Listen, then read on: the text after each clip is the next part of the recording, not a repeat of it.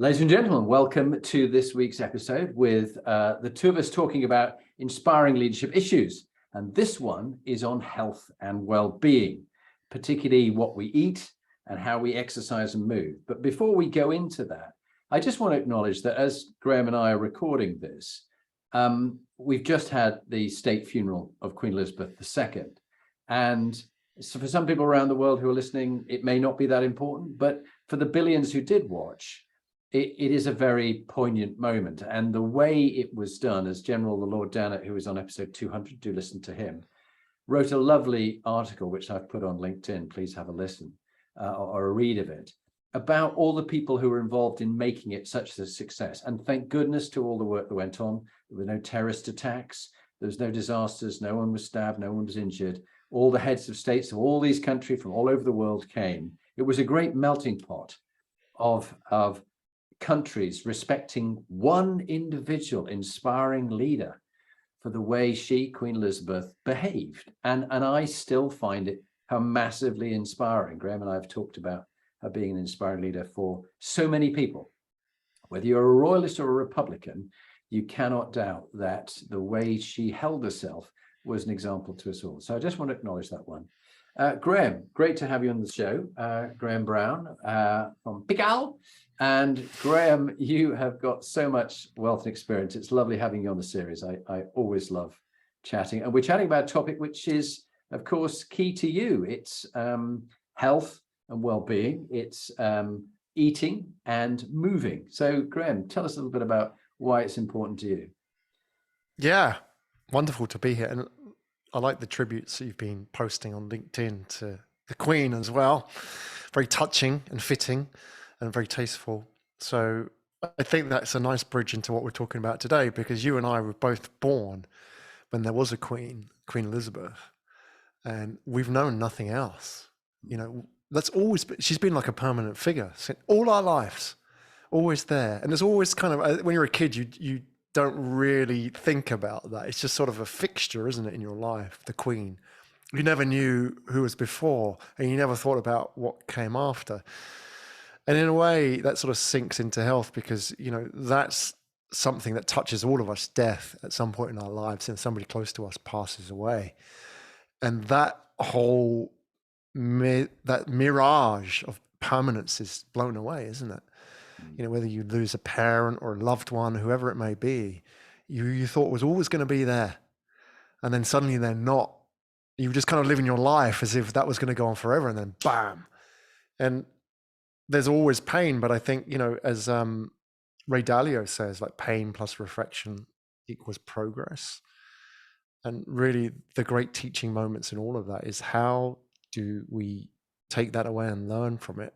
And I think for you and I, both are sort of early adopters of both gadgets and ideas. We seek out truths in health and life as well. And a big part of that is understanding that we are not permanent, but actually our health's not permanent, and we could be gone at any time. So very much, I guess, we're both explorers in this space. You know, and that's kind of the fascination. There's a lot of experiments, I'm sure we'll share with them today. Nothing is permanent, so we might as well enjoy the ride, but make it a good one. Yeah, and when we were talking earlier, I love, Graham, the fact you were saying about that the Queen was 96 when she died.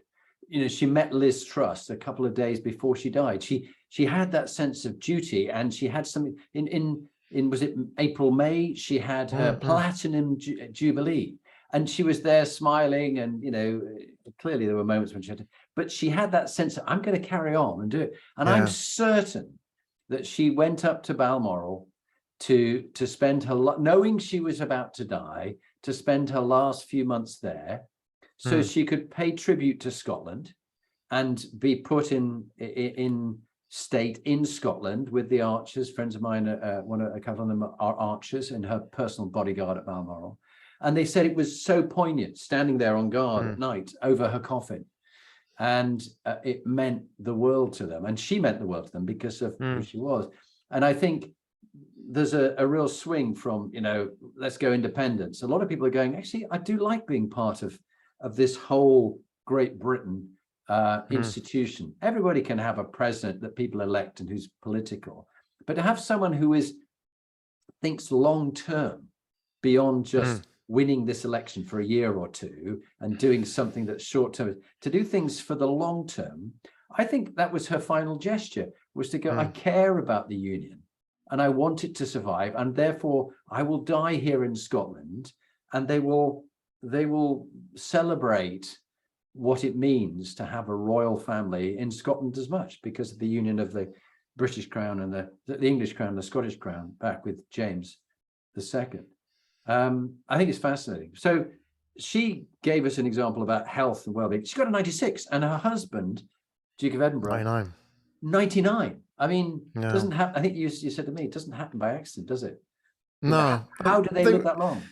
Well, I'm fascinated by this idea of longevity and life expectancy, and I'm looking forward to your thoughts on this tonight as well, and also the listener comments about that. There's so much research done on what contributes to a long, healthy life, and actually we don't really know a lot of the answers. We only kind of know parts of it, and obviously science is helping us piece that puzzle together.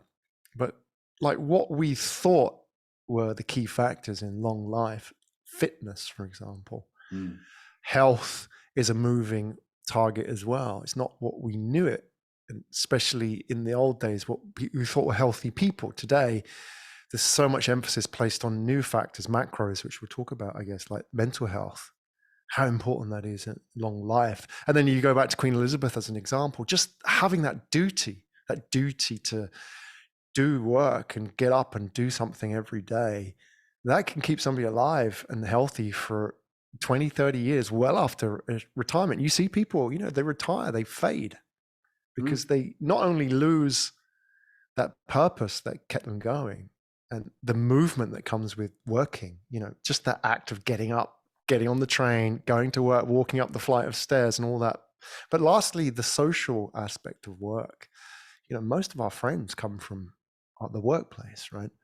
And when you retire, you lose a lot of that. So in a way, staying working, I know for a lot of people, they have this vision of get to 65, retire, but actually that might not be a good idea. Working may just keep us alive and healthy for our, the last 20, 30 years of our life.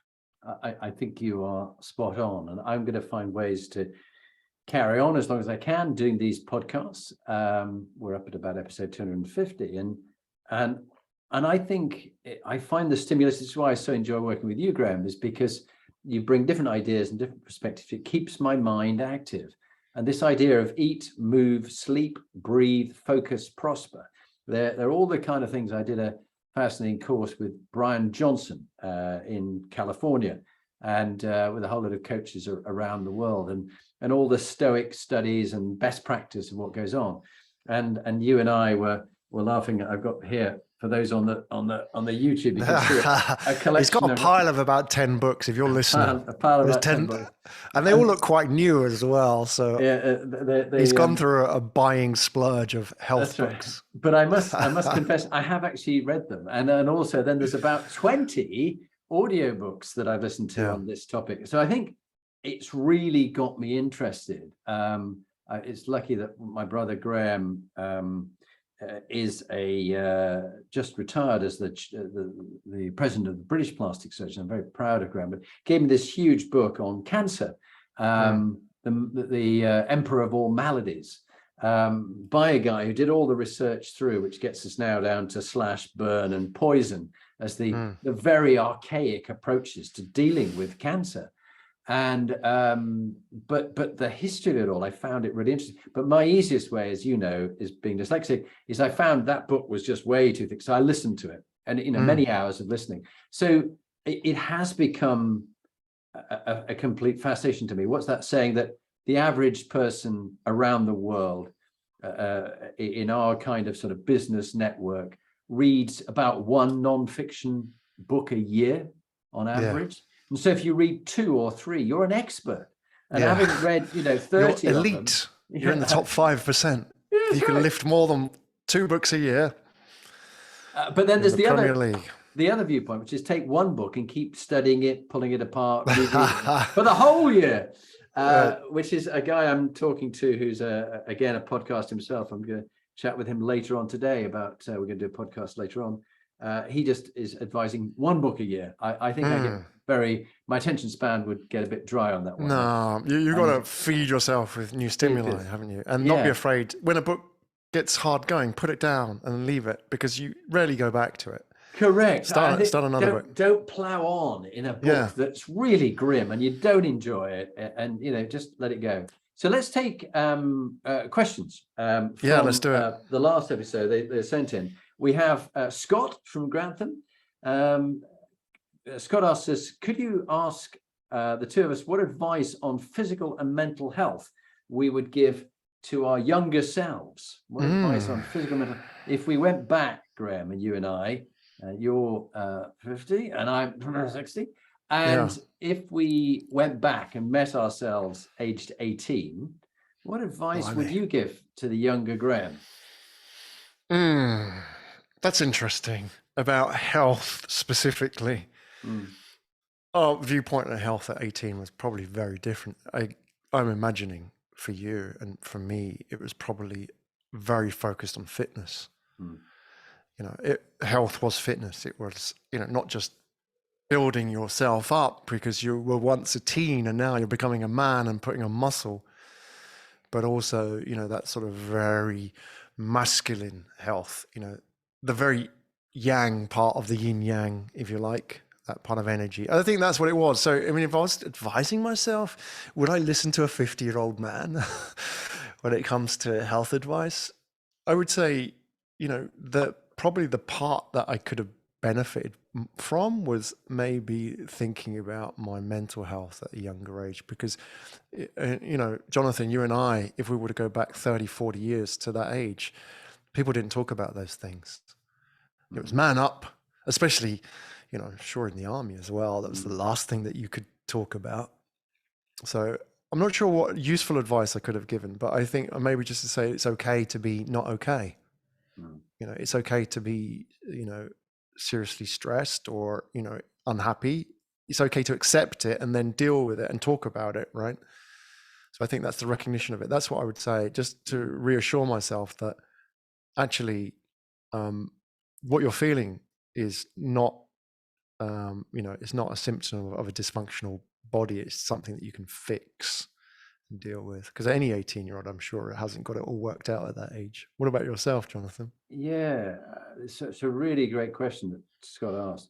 I think it's the integration as opposed to the disintegration. It's almost like our inspiring leadership compass with the elements we're going round. If you get them all covered, you're going to be a high performer in life and in your own work. But if bits are missing, you're disintegrated. You're not together, and that's why eat, move, sleep, breathe, focus, prosper. It is all together. If you don't do some of the bits, I would say to my 18-year-old self, look, try and get it all together. The problem is being an over-anxious overachiever, very intense all my life.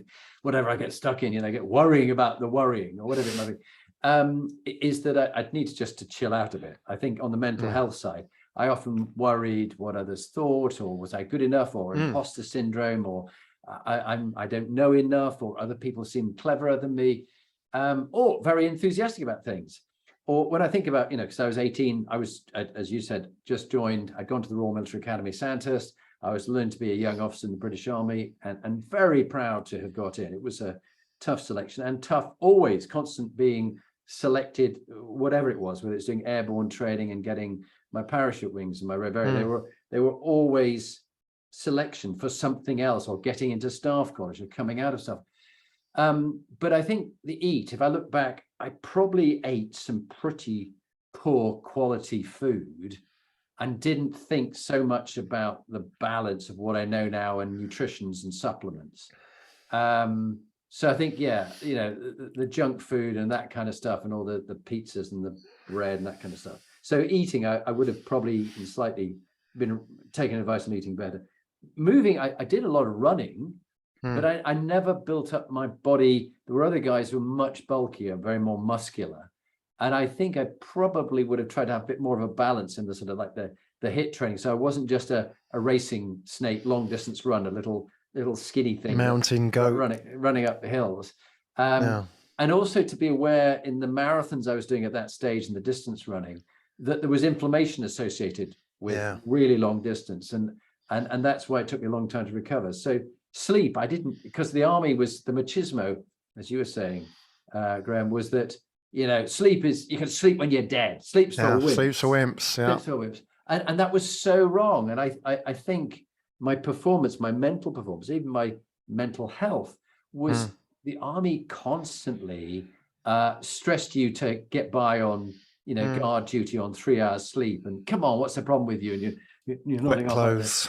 That's right. Yeah, that's right. And deliberately, look at SEAL training, deliberately sleep depriving you. But it makes you almost hallucinate. It's not good. There's nothing good about it. Yes, I know in war, you got to get by on it, but you can't train yourself not to have enough sleep. Every day you begin again, you need to get enough sleep. But it's changed, hasn't it? I mean, the whole sort of zeitgeist of philosophy about fitness and health has changed in 30, 40 years. There's so, like, even you look at athletics, and we're both endurance fans and dabbled, as you say, with marathons and ironmans and so on, that now there's so much focus on recovery. That's such an important part of the whole process. In fact, it's probably more important than the actual exercise. Recovery is like, it's without recovery, you can't build muscle, you can't build, endurance. So that's a big part of it. And, you apply that to the whole holistic part of health and fitness. And in fact, I think, the whole philosophy about improving health and fitness has changed in that now it's about more minimum effective dose. It's not about, even in running, you don't go out and do junk miles anymore. People would go out and do 40, 50 extra miles every week just to top it up. But if you look at pros now, if you look at people competing, elite athletes, they'll actually do less because they know it's about doing the technical training. They go out and do 20 minutes of powerlifting or 15 minutes of high impact training on the treadmill. And they're probably doing a lot less volume. So that's changed a lot. It's a lot more technical now, I think, the whole approach, rather than just putting in the hours and, doing 200 miles runs every week. Yeah. I think about my time, how was I doing the Cyprus Double Mountain Marathon? And we'll talk about some of your amazing achievements. But I just, my diet for training for that or the Nicosia Marathon was just to keep running miles and miles and miles. And there was, that's how we did it. I got a book and it was telling me begin by doing 5 miles and then 6 and then 7. And then before the marathon, you've got up to doing, you'd actually do a marathon before you did the marathon. They would never do that anymore. No. Yeah. What was I thinking of? They would never do that now. No, I think it is interesting. And so really linked to this, because there's so much we can talk about because we're both passionate about this. The other guest questioner was a CEO from America asked, how do I prioritize nutrition, exercise, and work? So this almost like work-life integration rather than work-life balance, because there is no such I like that. balance. Well-life integration. But how do you integrate nutrition, exercise with work? What's been what have you done, Graham? Let's just, I've done everything. I've tried it all. What works for you? What works for you? I think I've experimented with every single hack and way of, squeezing in, better nutrition into my day. And it's just trying to work out what works. And I don't think everything does work for you. And what you may read in one book won't work for you, like their way of doing things. So I think you have to experiment and find something that works for you. And it has to be, I find, for example, it's got to be something that you can do every single day without thinking. That's what really works. So for example, going out, like myself, going out 10 o'clock in the morning, going for a bike ride for an hour. I don't have to think about it. I don't have to get myself to the gym. I just get my, cycling shorts on and my shirt and then get in the elevator, go down to the basement and get on the bike. And then, okay, I'll think about where I'm going to go later. So in terms of the fitness and health side, that really works for me because it's not, I don't have to plan something. I don't have to, on Monday I do legs, Wednesday I do arms. And decision fatigue is real for leaders, I feel.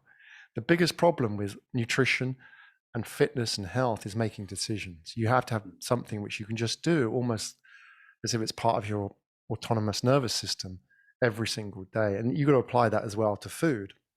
You know, what are the things that you can just make or eat on a daily basis, which you don't have to decide? If you're having to decide about food every single day, you can do it for a month, but I bet you after a month, when you got bored of that app, you know, and your spreadsheets, the thing falls apart and you're back to pizza or whatever. That's my feeling. I mean, maybe if you have a stronger resolve, it might work, but I doubt people can do that long term. What about you, Jonathan? You're so right. And about 2 weeks ago, I got over about 3 weeks worth of COVID-19. I've never had it before.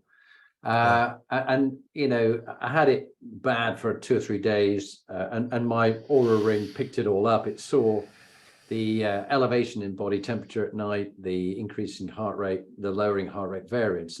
And that's another thing that you and I are fascinated in, the data that comes with it. You know, I'm charging up my Apple Watch at the moment, otherwise it'd be on my wrist.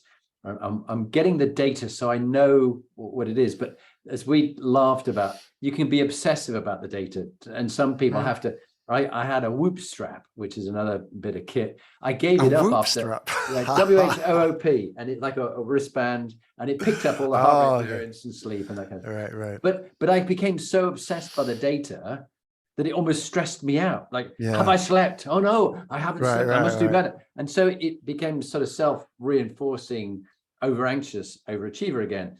But I think it is interesting that you talked about the hacks, and there are some hacks, but generally it's the law of the harvest. And the law of the harvest, you know, that Covey in his books, you know, you've got to plant it, you've got to water it all through the year and fertilize it and the rest. And then it will come to harvest time and your wait time, and then you'll be able to gather it. But you can't just plant it all and the next day expect it to pop up with a pill. And I found, as you've done, that Atomic Habits by James Clear is a great book. This idea of making the good habits as easy as possible. So I mentioned the COVID because I found with COVID, obviously, it wiped me out during the time I was ill. And I tried too early, about 7 days after I'd had it, to go back into the gym. And I think I did some rowing. I did 5 kilometers rowing on my rowing machine. Well, it just wiped me out for about 3 days. I just thought, I'm not ready yet. And so it's back to your very good point about recovery. Absolutely. We've got to, so my routine, and you're right, routine is all. And so what works for me, I'm very disciplined about a routine. So I'll wake up 7:30 my time. I'll write my morning journal, which is good for the mental health, which is the daily 5minutejournal.com. So what I'm grateful for, what I'm going to focus on the day, who I am, so my identity. And then I will go up, do some of the morning ablutions and bits and pieces, and then I might do some yoga and some stretching for quick 5 minutes. And then it either will be yoga, or it will be some HIIT training, or it will be some rowing. But you're right. If you know on a certain day you do a certain thing, Tuesdays for me and Thursdays was doing 10,000 meters on the rowing machine. Sunday, personal trainer comes and trains Lee and myself for an hour, really heavy HIIT training. And then yoga on Mondays, Wednesdays, and Fridays. But with the COVID, it got blown up because it wasn't happening like that. And I haven't quite got back into the habit I've been doing for 4 years. And you should be more forgiving of yourself as well. That's the thing. That's your ambitious self. I've got to get back into it. When actually, you probably will do a lot better. Like, you know that, right? That's like the duality in your brain. You know that sensible you, but then there's ambitious you. It's like, I got to get back in. I'm losing. I missed a week. I dropped a week of training. But actually, a week of training is not going to make a lot of difference in the grand scheme of things. Very good point. And that's where on the Aura app, I love the 3 things it has. And by the way, I'm not sponsored by Aura. I should be. Come on, Aura, sponsor me. Yeah. That's right. We want that. Readiness for the day when I wake up, my sleep, and the activity I've done the day before as percentiles. And it's really good when I've not had good sleep, or I trained too hard the day before. Well, one day just completely overdid it, gardening massively, mowing a lot. And it just went, what the heck were you doing? For 3 Does it tell you hours. to ease up? Does it give you like a... It just does? Oh, great. You got a low score. You got like 65%. Go easy today. Yeah. Go easy today. You work too hard. You need a day of recovery, which is, I find, very helpful. It's almost like a bit of AI sort of nagging. Absolutely. Yeah. You got a trainer, but you see that in professional sports, like in Premier League football, for example. They're all very much, I mean, every sport now, data driven. They actually can identify when a player's going to get injured before they get injured, just by, like you say, that with the the leading indicators, if you like, of quantifying your health. So that has had a major impact on the the fitness and the health of players as well. As you can take a little bit of that data and that technology and use it on yourself if you do it properly, rather than use it to police yourself, which is obviously you have to be something mindful of, right? Yeah, and I think that's interesting, using that data. And I think many of our listeners are CEOs and managing directors and leaders of sizable numbers of people, or individual entrepreneurs, whatever it might be, working, living on their own, or they're in the military. Quite a number of them are in the military, and they're thinking about, as the questioner from America asked, how do I prioritize nutrition, exercise, and work? And I love that analogy of being a corporate athlete. I think it was a Harvard article 20 years ago, the corporate athlete. And if we're going to be a high performer, this is why I like this idea of the Inspiring Leadership Compass, which Lee and I, done so much research about it, is that if you get all these bits right, and particularly your health and well-being, then your performance, good sleep, which we'll come on to in our next episode, but good sleep, if the difference between 5.5 hours sleep and 8 hours of sleep is 30% performance in the day. Absolutely, yeah. As a business athlete. So I know when I've not had enough sleep or not enough deep sleep, I know just not thinking clear enough. The executive function, the front part of the brain, the left and right ventral, lateral, prefrontal cortex, so that higher order thinking is just a bit shot through, because most of the blood's going to the amygdala, the freeze, flight, fight. What do you think about this prioritization of nutrition, exercise? Yeah, absolutely.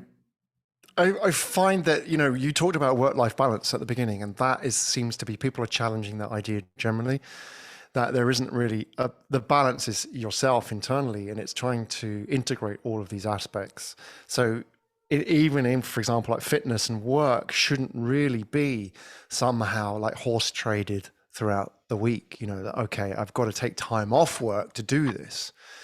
That's really important, to look at how can you maintain fitness, mental health generally, good diet and work all within the same package. And a big part of that, I mean, small things like you and I are both standing doing this podcast, right? And those things may be small touches, but actually they may contribute, because you're standing a lot of the day, to your overall health and fitness. Example being, that a lot of studies have been done on comparing the health and fitness of people who go to the gym and then do the big intense cathartic workout versus, for example, waiters. A waiter spends most of his or her time on his or her feet and is moving around, and is often moving fast and is busy and constantly using their brain. And they found that the waiters generally had a higher fitness level than those who went to the gym once or twice a week and just blew it out, right? And so I think the answer to the question lies somewhat in that, is that actually it's the overall macro look at your health and movement and general well-being during the day that's going to have a longer and bigger impact on your life, as opposed to just going and powering it out in the gym once a week. So that may help you a little bit with your your strength and your power ratios, but health probably not affected. It's what you're doing day in, day out, minute in, minute out. That's where health is defined. Yeah, and I think if we go back to Queen Elizabeth and Prince Philip, Duke of Edinburgh, they were always out walking. They were out in the Scottish Highlands or around Sandringham or whatever, or meeting lots of people. People, yeah. Yeah, the social side is very important. You were talking about this. I mean, you went and you've traveled the world, lived in so many different countries. Would you just perhaps share a bit about your interest in this whole idea, I know, of blue zones and why people lived longer you lived in Okinawa, which was one of the amazing one of the biggest places. And also the Mediterranean as well. What it's many things, but I think you said the social side is very important, isn't it? Very much, Jonathan. You've identified, I mean, the link with the Queen is probably quite profound there, because it's that social, not just being around people, but being challenged to think. So if you're meeting people, you're also being challenged mentally to, perform in a very positive way. You have to talk to that person, you have to think about that person, and you get inspired by people. And, you have to be physically active. And, the Queen's not just kind of sitting in her armchair meeting people and waving them by. She's standing and shaking hands with people. So there's a point about the blue zones. I mean, I've lived in Japan, specifically in Okinawa as well, the island right out towards Taiwan, which has some of the highest concentrations of centenarians in the world. And I've seen them, these old ladies, they're hundreds, and they're a bit bent over, they look like they're carrying a big bundle of sticks. They're bent over, but they're active and moving around. And I've lived in Spain, which I'm just looking at the data here. So if you look at life expectancy in the world, looking at the latest data here, Japan's number 2, 85 years average. And Hong Kong's number 1, by the way, 85.3. And then Singapore, where I live now, is number 5, which is 84. And then Spain's number 7, 84 again. Life expectancy was actually quite high as an average, if you think about it. So 3 of the 10 longest living societies in the world. And what I found is a lot of focus has been on diet. I think it's a small part of it, because the diet here in Singapore is not particularly healthy. A lot of, like processed food. It's an island. That tends to be a problem with islands as well. A lot of imported food. But it's the bigger macros. There's a lot safety. Healthcare systems are very good in all 3.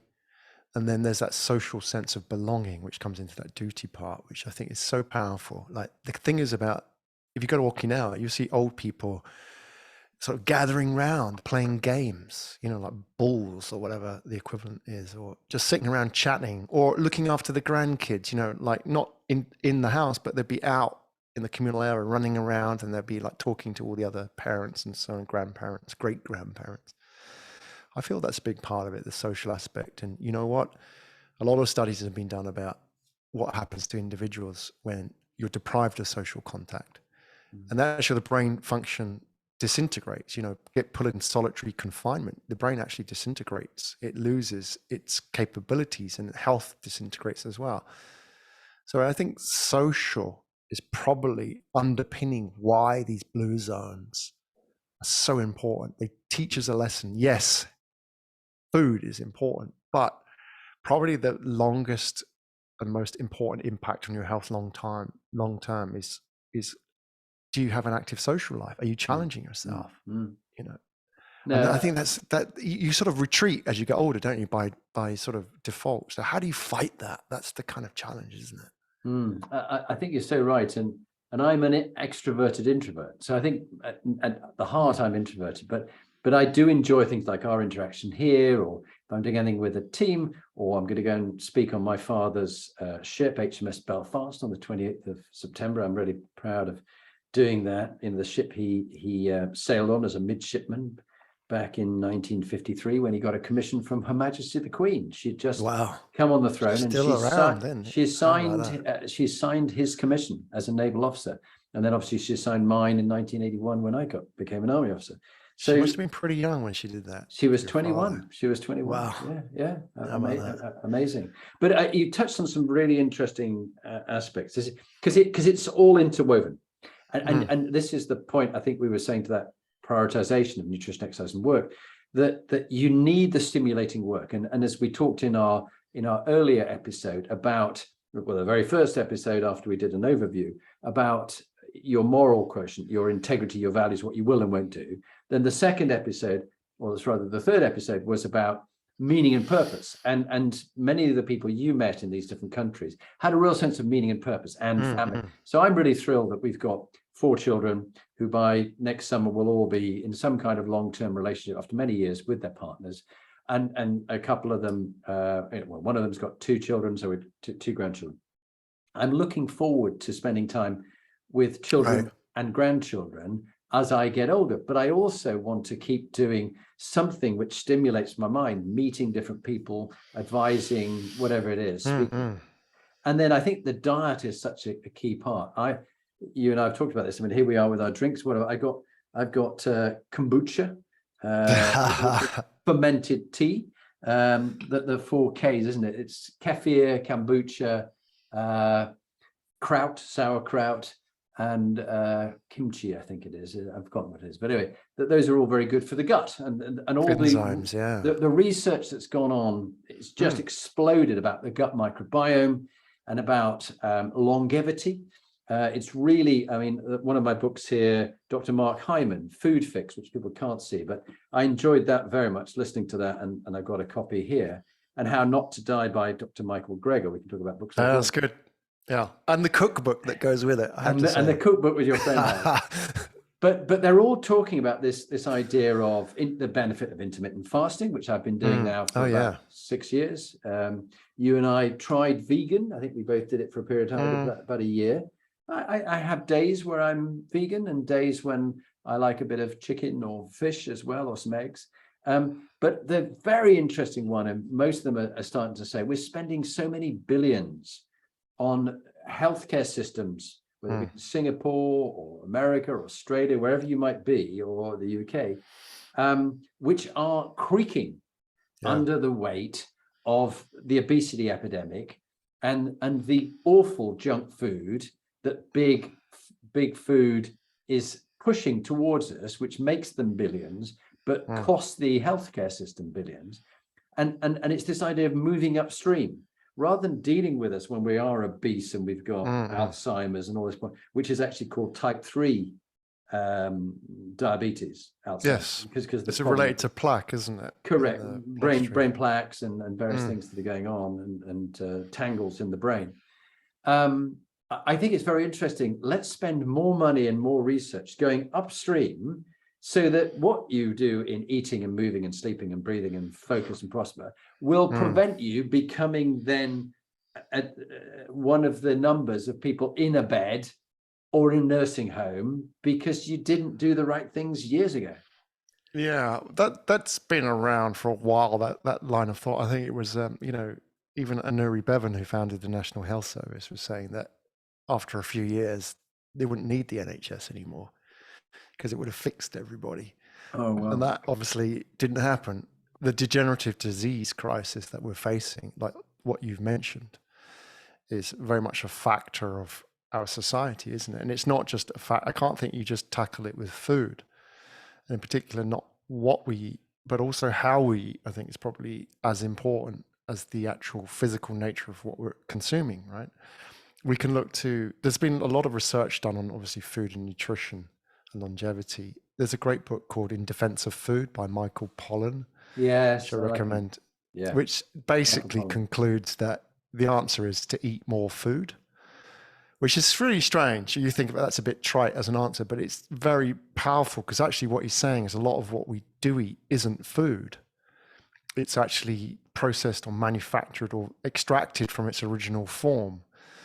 And therefore, if you were to go to France, where they consume a lot of dairy food, for example, which is considered unhealthy in the traditional, like school of thought, you will actually find very little obesity.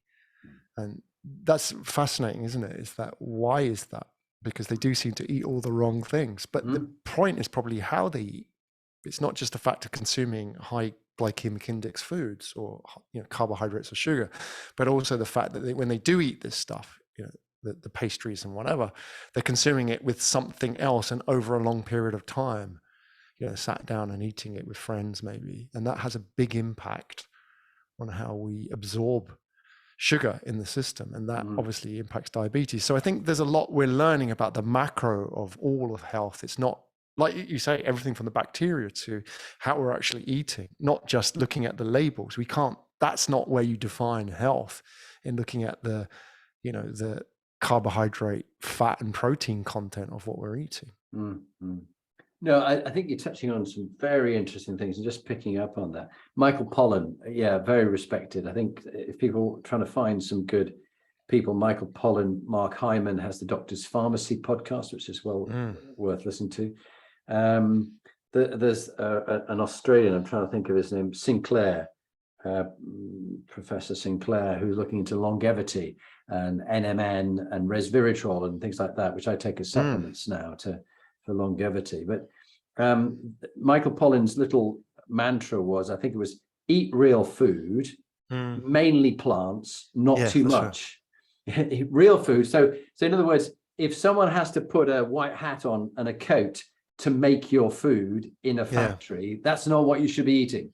Highly processed, flour-based or sugar-based foods ain't good for you. And a nice mix of plants and fruits. A little bit of meat, maybe low protein. Yeah. And, in that book, I don't know if you remember, Jonathan, there's a really fascinating section in that book about poor Marge, talking about margarine. And I never knew that when they make margarine's just made out of some weird sort of transmogrified fat. I don't know what it is exactly. And margarine is this sort of frankenfood, if you like. Mm-hmm. I'm sure if you have any margarine manufacturers out there, they might get a bit pissed off with me saying that. But the point is that they actually, when it's made, it's colorless. It's almost like a very pale liquid, and they make it yellow so that they make it look like, what we're used to eating, butter, right? Mm-hmm. So, that's a good example. Margarine was for many years, you remember in the 80s, like high in polyunsaturates, the good fats. It was always marketed to us as good for your heart, when actually it's probably a lot less healthy to us than good old fashioned butter. Yeah. No, it's so interesting. Again, Dr. Mark Hyman's quite interesting. He goes, look at the ingredients list, all right? If you've got a bag of something, and if it has loads of stuff on there you don't understand, you can't even pronounce half of it, and it's got more than about 2 ingredients, you really shouldn't be eating it, because it's been manufactured and had lots of stuff added to it. And these food scientists trying to make stuff that's not good for you, try and make it seem like it tastes good because it's not good for you. You've always got to watch that. Broccoli doesn't have an ingredients list on it, right? Yeah. What's in it? Broccoli, all right? Most people don't know what it is, though. That's the problem. But there's no big super food company going, I'm going to do some marketing for broccoli and why it's good for you. No, if they're selling it on TV, it's not good for you because they're trying to sell it to you, pizzas and all this kind of stuff. Anyway. Yeah. I think if it doesn't mold, Jonathan, if you put it out and you leave it, if it doesn't mold, something's wrong with it. Don't eat it. If it molds, the longer the shelf life, the shorter your life. Yeah. There you go. You heard it all today. Yeah. And one of the things that you and I were talking about before was shamanic medicine. I was very taken, obviously, with my time in Peru and your study and mine of sort of Buddhism and things like that, that for the Buddhists and for the shamanic approach, there's only one illness. But in Western medicine, there's at least 155,000 illnesses with multiple different cures, at least that. But the one illness in shamanic medicine is your disconnection from your life purpose. As you've been saying earlier, your community, your soul's journey, and the environment and nature. And so there's one illness and one cure. And the cure is reconnection to your calling, purpose and meaning, PQ, your nature and your spirit, that sense of belonging, that emotional intelligence. What's your thoughts on that? I think. Yeah, I like that. Simplifying it. Yeah. There's so much illness and sickness that's generated from a very early age about repressing ideas and thoughts and disconnect. And obviously that expresses itself as stress, anger, all the kind of negative emotions that we feel and experience on a daily basis. That affects our relationships. Yeah. To simplify that is obviously the goal. It's a lot harder done than said. So the mission in life then is to find that and reconnect. And I guess it's not perfect, is it? It's always work in progress. Like every day, am I getting better at this? Am I reconnecting better? Like health itself, it's like, it's never like you arrive and then it's all done. Anytime you ever arrive in that story is when you go into a box and you're done, right? So it's just a daily, improvement. Yeah. Well, it's so fascinating how you can feed the body, but you can also feed the mind. One of the scientists I got here, David Perlmutter, Dr. David Perlmutter, brain maker, with a big piece of broccoli on the front. There you go. The power of gut microbes to heal and protect your brain for life. Yeah. He wrote a book on grain brain as well, and the problems with grains and things like that. That's a good book. Yeah. But of course, the 18-year-old me wouldn't have known any of this stuff about how I actually need to eat certain foods to feed my brain. But did we know that back then? That's the thing. I think it's kind of new, isn't it? Last 10, 20 years, it's changing, isn't it? Yeah. And this is what's so encouraging for me, for, I want to die young at a ripe old age, where my health span matches my lifespan, because I've seen too many people, their health span ended 15 years before they finally miserably died of various different illnesses, which were horrible. And of course, not only horrible for the individual, but for all the families who are looking after them, the carers, and seeing your loved one deteriorating because they hadn't looked after a bit of exercise to get out of a chair and keep the muscles, like the Queen kept the muscles going in her leg. She was riding horses until the end. My father's twin must be about 92 now. And she goes, Jonathan, I'm really annoyed. They've stopped me riding my horse. Why was riding her horse? What was she? I like that. The fighting spirit, though. Yeah, it's like, that's right. And she still drives. The car's got a few dents down the side. She lives in Cornwall. Auntie Pauline, if you're listening, which I don't really see the other car. Yeah. She see the other car. Very narrow lanes, and she goes for it. She's really going on. But she gets up and she walks, and she, just if anybody's only just like walking twice a day, get a dog. Well, she's independent though. That's important, isn't it? She's independent. Yeah. She's not confined. You see that. I mean, my grandmother, so from my dad's side, they were farmers.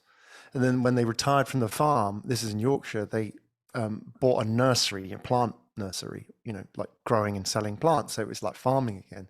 So it was huge. It was a great place as a kid to explore and play in.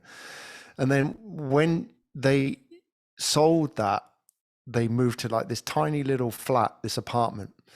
And then I think after about that, 3 years later, she died. She was like, but she did die. I mean, I think she died at 92. So it was 89 when they sold it. But they were like super active every day, getting up. And then, they would go out into town and they would have a little stall in town. They would take their their little pansies and their chrysanthemums and sell them. And as soon as all that stopped and they kind of retreated into the apartment, it changed everything, and they just deteriorated so fast. Mentally, I saw it as well, which is like really disturbing. Yeah, well, you raised a question when we were chatting before as we prepared for this, Graham. What has death, being touched by death, taught us both about the importance of health? What's your thoughts? Oh, unbelievable. I think you never really think about it until it happens, right? It's always there. Your parents were always there, your loved ones were always there, and then suddenly it raises very big questions. And you realize how fragile everything is, Jonathan. That's what I think about health. It's very fragile. That, the people that do pass away, often they weren't the ones, like you say, who were sort of abusing or, like they were taking their health for granted. They sometimes were pretty healthy. They didn't sort of abuse their food and their lifestyle. And they just went. And I think that kind of teaches us that it's not just health. I don't think about long living, but living well, like you say. I think that's the big part of it. It's like, okay, I can't control like whether or not, like my mother, she got GBM, like stage 5 or 4 or 5, which is probably one of the lowest survival rate cancers, brain cancer. And the neurosurgeon said that she, the survival rate beyond 1 year after diagnosis was less than 5%. Wow. So you can imagine that was just like, okay, that's it. You're done now. When I look at that, I mean, she was pretty healthy when she got to that point. But what that taught me was that actually I could get that. I can't control that. But what I can control is to live well and to, health isn't just about making it to 92. It's about enjoying it and living to its full. I think that's so important. And I think you're exactly right. I'm really sorry about what happened to your mother. It's tragic when it happened. My own seeing her have a stroke and then she deteriorated. She should have died, but she'd been unconscious for some hours when they found her. And my brother Graham said, in a way, it would have been kinder had fate been that no one found her, because she then had quite a difficult time, paralyzed down half her body, doubly incontinent. And she just wanted to die, having seen so many people and cared for so many others and visited them in nursing homes. Now she was the one that people were visiting, and she wasn't having an awful lot of fun, which raises this topic of euthanasia and, should it be allowed? I mean, I'm sorely tempted when the time comes to head off to Switzerland But of course, they're not making it easy if you decide that you want to not be a burden on your family. But then again, how do you allow people who have a mental health problem and think they want to kill themselves or get so you have to be of sound mind. I think it's a fascinating area. But I just want to come on to the topic of Stoicism, which links to what you said, and it links to the Queen, that people described that she had a very strong faith. In her case, it was the Church of England, and she was head of the Church of England. She lived that way, but it was based on many of the Stoic philosophies. And as you know, I love the Daily Stoic and try and live as a Stoic with a good life and a good death. Now I'm dying every day, but I am going to control the controllables. And what can I control? I can control my thoughts and I control my actions. Now, I can't control whether I get some rare disease, or like my brother David, who died within 10 weeks, that he would have a very metastatic cancer, which spread through his whole body and had probably been in him for a year before they found him. Can't do anything about that. But what I can do is what I eat, what I put into my body, and the drinks I have. And we've discussed the fact that pretty much I've gone teetotal, non-alcohol, apart from some very rare occasions to celebrate. But it's like that decision about when you make a decision that you don't drink, it's really easy. Then you have to always bring it back in if you are going to. But it's when you do, or do I do it, don't I? Or do I train today or don't I? So I think for all of us, you and I have practiced this, having a discipline and a routine, and I think the consistency is what seems to work well. What you eat, when you move, good amount of sleep, deep REM, light sleep, which we'll talk about next month. Breathing, your mindfulness, and doing some breath work, meditation, yoga, and prospering with the connection socially you have and a meaningful job. Should we have that word, prospering? Yeah.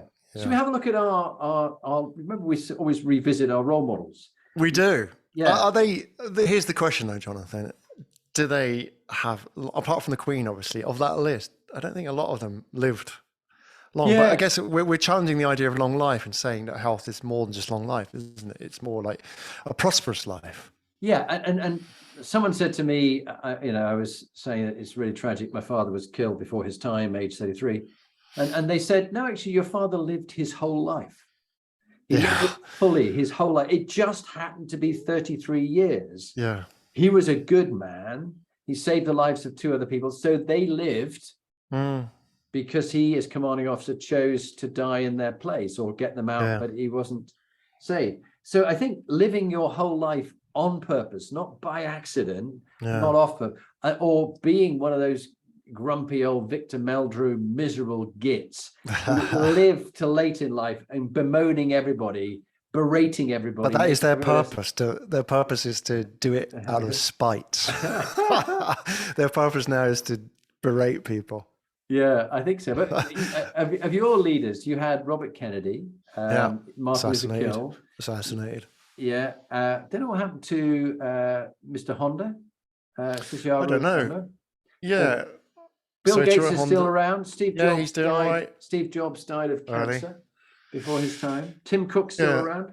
Honda was 85, if anybody's interested, which I suppose is not bad for his generation. Died in 91, born in 1906. Yeah. Considering he lived through the war as well. Yeah. It's interesting. So I think a number of those, we don't know how long they would have lived because their lives were cut short, like my father's. That's my dog. Your dog's demanding some attention, or maybe wants to contribute. You have a little call, little dog call. But we talked about Queen Elizabeth. Diana died in a car crash. Oprah is still around. She's understands a lot about health and well-being. Florence Nightingale and Sir Ernest Shackleton. I think they lived reasonably well. Shackleton lived in whale blubber. Not until his final days, though. I think he probably had enough of that then. I think he had. Marcus Aurelius died relatively young. He was quite ill towards the end. Colin Powell died recently, but quite a long life. Kept himself fit. General Lord Dannatt still going on strong.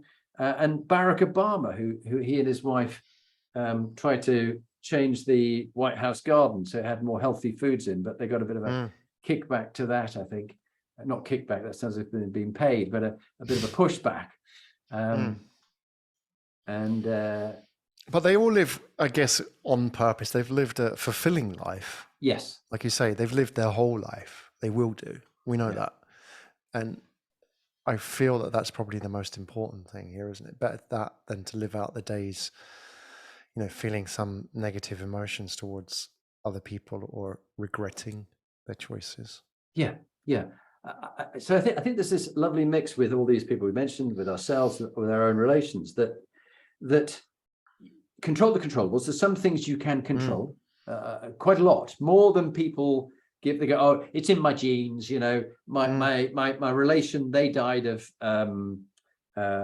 type 2 diabetes or diabetes. You know, we've all got diabetes. We're all gonna die. Nothing I can do. No point. So is that? Well, that's like crossing the road without looking, isn't it? It's victimhood. Right? It's victimhood as well. And then you go, nothing I can do. So I'll just drink a lot, eat everything, not exercise, be a couch potato, and keep the NHS busy for years with all these food I have to take, the medicine I have to take.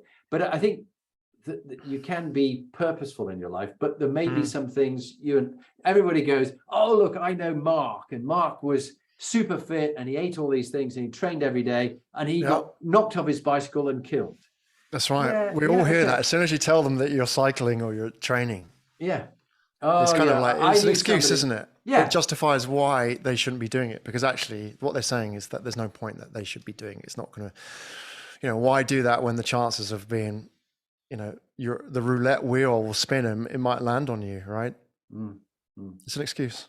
Yeah, it's excusitis, as somebody once said. But it's about as rubbish as the other one, which is like, oh yeah, Aunt Ethel lived to 102 and she smoked 20 a day, right? That's right. Oh yes.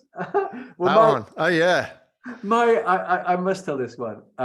It's Keith Richards. Very tragic. My mother-in-law was a real character, Marguerite, and she had cancer in a difficult part of the body. And after she came out, having had the operation, I was keeping her company and steady on her feet, because she was a bit wobbly on her feet in the mid-70s. There's, you know, Prince Charles roaring around the place. You know, she was a similar age, but life had not been kind to her. Heart disease, lung disease, and then the cancer and the brain disease. But she was having a fag, and I was going, Marguerite, you know, you've just had an operation for cancer. Don't you think you should give up? She said, Jonathan, I don't smoke out of my arse. It's not a problem. Why should I give up? And I go, oh dear, whenever. and she said, and I remember a doctor in Ireland told me that you've been going so long, you might as well carry on. It'll never make a difference, Marguerite. Carry on, have a good time. That's right. I've heard that. It's just like from some family friends who would say, oh, the damage is already done, love. Yeah. But the point is, as soon as you stop on any of these things and you change your habits, you're increasing your life span immediately.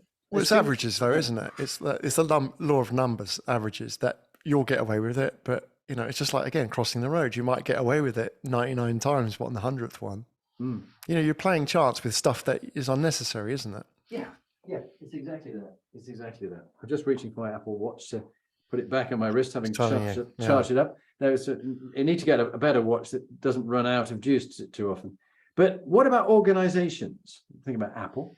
What about organizations that have a healthy culture, but we've majored on eating and moving, but also in those, as we've talked about, brain health.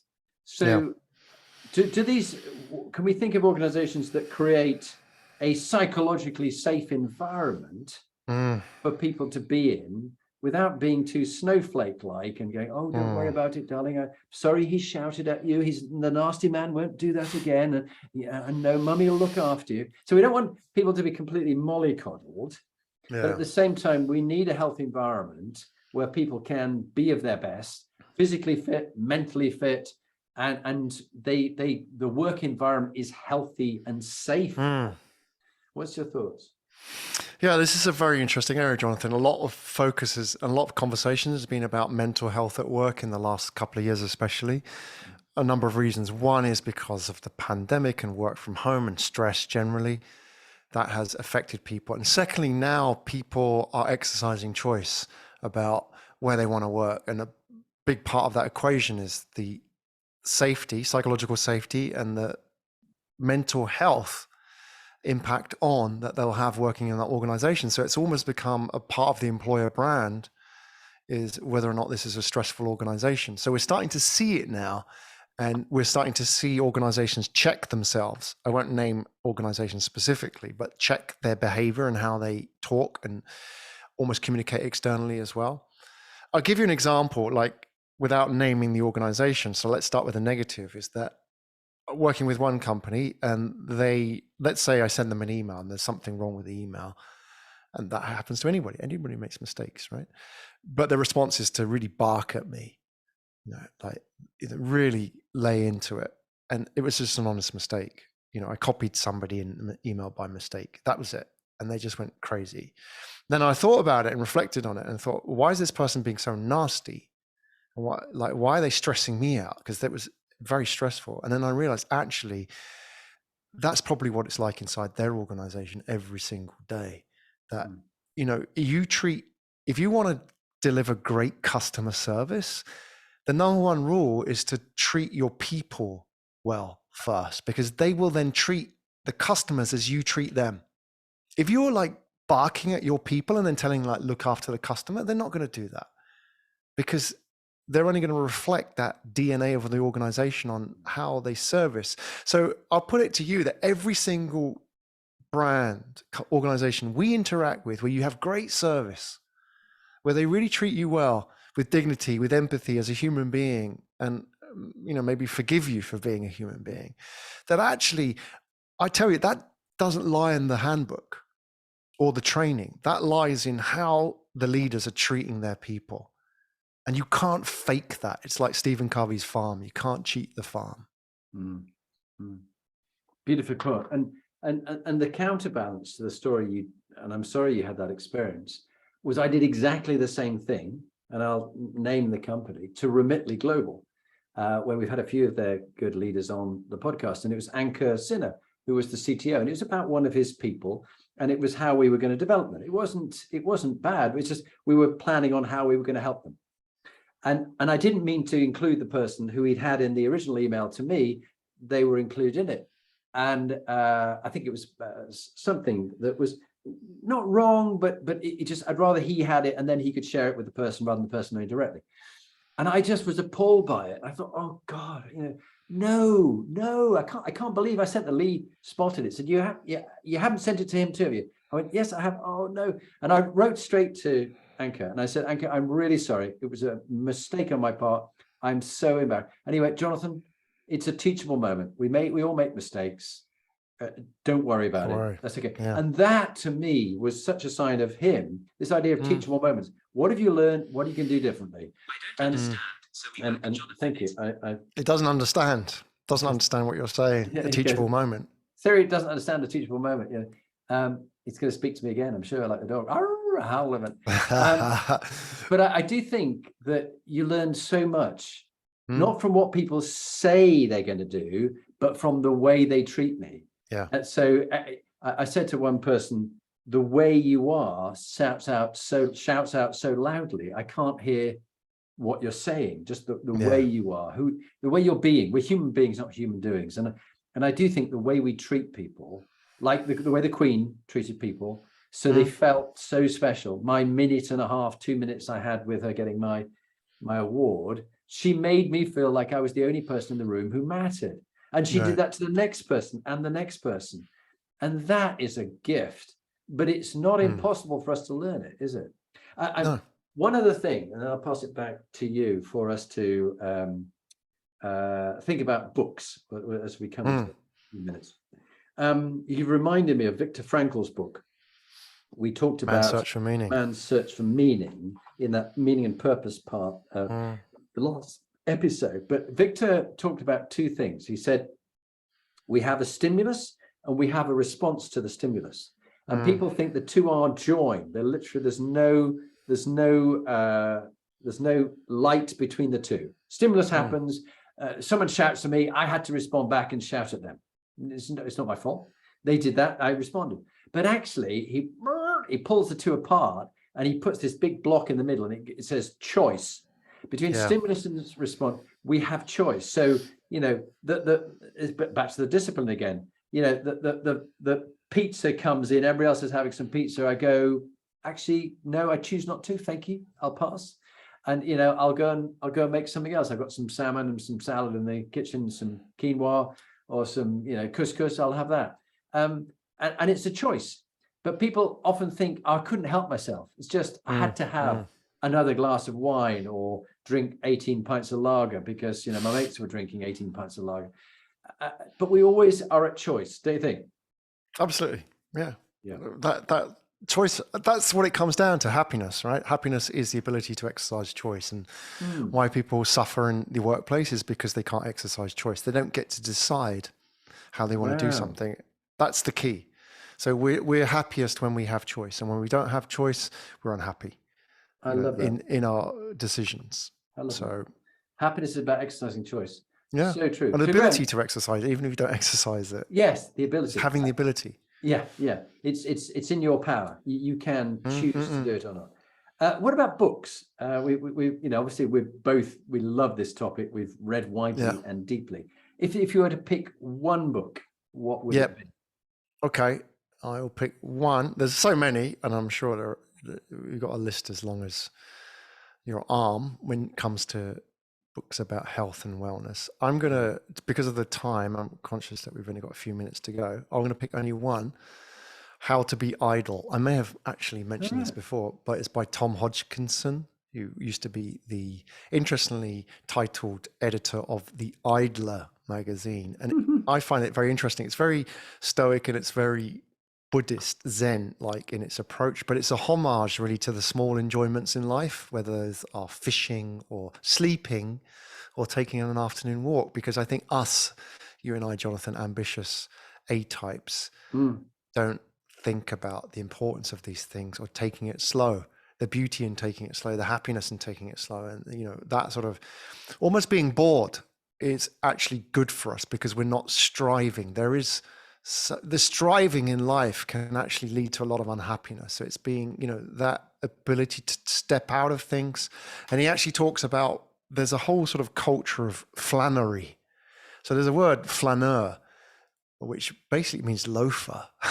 You know, and you know, people like Baudelaire, Proust, Oscar Wilde were great flaneurs. These were people who wandered with, you know, no real reason. They just kind of walked around the town and just looked at things and saw what was going on and observed it and commented on it. But there's a real beauty in it. It's almost like meditation. Like it doesn't have to have a name. It doesn't have to have a goal. And it's like an acceptance and, you know, letting go of that striving. And I find that for me has been like, okay, I spent all my life striving, but now here's somebody saying it's actually okay not to do that as well. Have time out of that. And it's okay to think other kind of thoughts, which aren't about, you know, objective driven.